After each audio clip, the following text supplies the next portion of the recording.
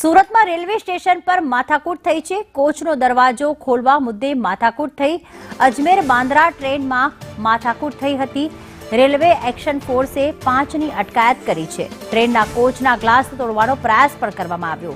Surat railway station પર બબાલ થઈ, જેમાં અજમેર બાંદ્રા ટ્રેન મુદ્દો બની છે। બબાલનો કોચનો દરવાજો ખોલવા મુદ્દે મગજમારી થઈ હતી। રેલવે પ્રોટેક્શન ફોર્સે આવીને અને એક્શન લીધું। રેલવે એક્શન ફોર્સે 5ની અટકાયત કરી છે। રેલવે પોલીસે 5 લોકોની અટકાયત કરી છે।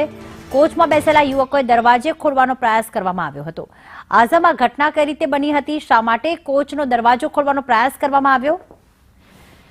સુરતના રેલવે સ્ટેશનમાં બનાવ બનીને જે સામે આવ્યો છે તેના અંદર તમને દેખાશે કે અજમેર બાંદ્રા ટ્રેનના જનરલ કોચના દરવાજો ખોલવા મુદ્દે મુસાફરો વચ્ચે માથાકૂટ થઈ હતી અને સુરત રેલવે સ્ટેશનના પ્લેટફોર્મ નંબર 4 પર થોકથી અહીંયાથી બેસવા માટે મુસાફર જનરલ કોચનો દરવાજો ખોલવા જણાવ્યું હતું। આ દરમિયાન અંદરથી 2 યુવકોએ દરવાજો ખોલવાનો પ્રયાસ કર્યો હતો, પરંતુ એક તરફથી ખોલવાનું ના પાડતા હતા, જેને લઈને આ માથાકૂટો થઈ હતી। માથાકૂટના વચ્ચે જે ફોર્સ હોય છે તે ઘટના સ્થળે પહોંચી ગઈ હતી, સાથે રેલવે પોલીસ પહોંચી ગઈ હતી।